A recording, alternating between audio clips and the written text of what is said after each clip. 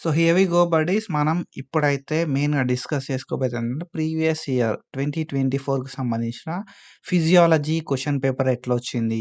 So, ఏమేమి questions ఉన్నాయని జెప్పి అయితే మనం మెయిన్‌గా డిస్కస్ చేద్దాం. So, we previously discussed anatomy and biochemistry అయితే డిస్కస్ చేసినాం. దాని తర్వాత ఫిజియాలజీ డిస్కస్ చేసుకుంటున్నాం. దాని తర్వాత పాథాలజీ గూడా డిస్కస్ చేసుకున్నాం. సో, అన్నీ గూడా క్వెషన్ పేపర్స్ అన్నీ డీటెయిల్‌గా అయితే మనం ఏమేమి క్వెషన్స్ వచ్చినాయని జెప్పి డిస్కస్ చేసుకుంటాం. సో, ఒకవేళ కొత్తగొస్తే సబ్స్క్రైబ్ చేసుకో అండ్ మీ ఫ్రెండ్స్ అందరూ కూడా షేర్ చేయి. సో, మనం తర్వాత ఎడ్యుకేషనల్ కంటెంట్ కూడా ప్రొవైడ్ చేస్తాం. సో, ఫిజియాలజీ లోపల ఎట్లా వచ్చిందని చెప్పి అయితే మనం డిస్కస్ చేద్దాం మెయిన్‌గా.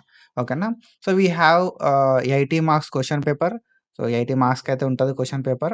అండ్ దాని తర్వాత మనకి 3 అవర్స్ ఆఫ్ డ్యూరేషన్ ఉంటది ఎగ్జామ్ రాయడానికి. ఓకేనా? సో, ఎట్లా వచ్చినాయి క్వెషన్స్ అని చెప్పి మనం చూద్దాం. సో, ఫస్ట్ ఏందంటే ఎస్సే క్వెషన్స్ ఉంటాయి. తర్వాత షార్ట్ క్వెషన్స్ ఉంటాయి. దాని తర్వాత వెరీ షార్ట్ ఉంటాయి. Essay, short and very short. ఇక్కడ మనం చూసుకుంటే ఎస్సే లోపల మనకి ఒక్క క్వెషన్. సో, మనం 3 క్వెషన్స్ ఇస్తారు. 2 రాయాల్సుంటది. ఒక్క క్వెషన్‌కి 10 మార్కులు. ఒక్క క్వెషన్‌కి 10 మార్కులు. 3 క్వెషన్‌లు ఇత్తరు. 2 క్వెషన్‌లు రాయాలి. అంటే 20 మార్క్స్. తర్వాత మనకి సెకండ్ బిట్ లోపల 6 క్వెషన్స్ ఇస్తే 5 రాయాల్సుంటది. ఒకదానికి 6 మార్క్స్ ఉంటాయి. అవి 30 మార్క్స్. దాని తర్వాత వెరీ షార్ట్ 10 క్వెషన్‌లుంటాయి. దానికి 30 మార్క్స్ అయితే ఉంటది. ఓకేనా? సో, ఒక్క క్వెషన్‌కి 3 మార్క్స్ 10 క్వెషన్‌లు రాస్తే 30 మార్క్స్ ఉంటది. ఫర్దర్‌గా మీకు తెలుస్తది. అండ్ ఫస్ట్ క్వెషన్ చూసుకుంటే హీమోస్టాటిస్ అంటే ఏంది? ఓకేనా? డిఫైన్ హీమోస్టాటిస్. హీమోస్టాటిస్ అంటే ఏంది?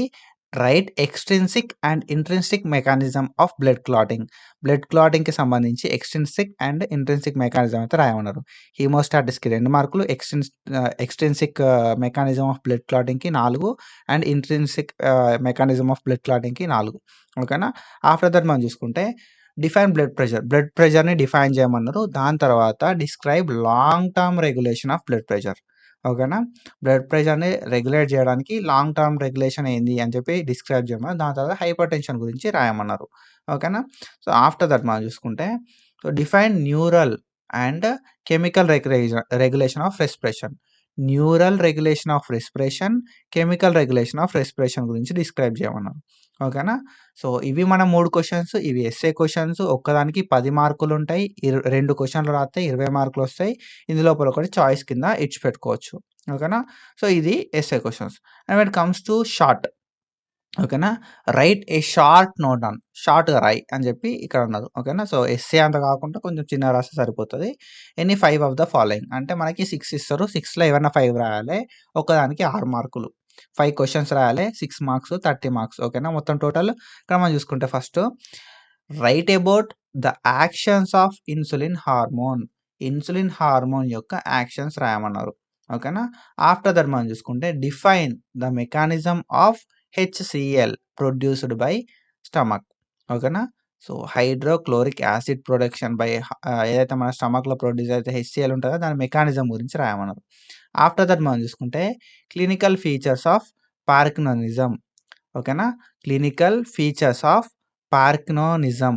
ఓకేనా? సో, దీని గురించి రాయమన్నారు. అండ్ దాని తర్వాత చూసుకుంటే మనం స్పెర్మటోజెనెసిస్ గురించి డిస్క్రైబ్ చేయమన్నారు. డిస్క్రైబ్ స్పెర్మటోజెనెసిస్. ఆఫ్టర్ దట్ మనం చూసుకుంటే so, what are the functions. So, ఏదైతే కిడ్నీకి సంబంధించిన నాన్ ఎక్స్‌క్రిటరీ ఫంక్షన్స్ గురించి రాయమన్నారు. Right the non excretory functions of kidney. ఓకేనా? సో, ఇవి 5 క్వెషన్స్. అండ్ దాని తర్వాత ఇంకొక క్వెషన్ ఉంది. ఓకేనా? Describe the mechanism of skeletal muscle construction. ఓకేనా?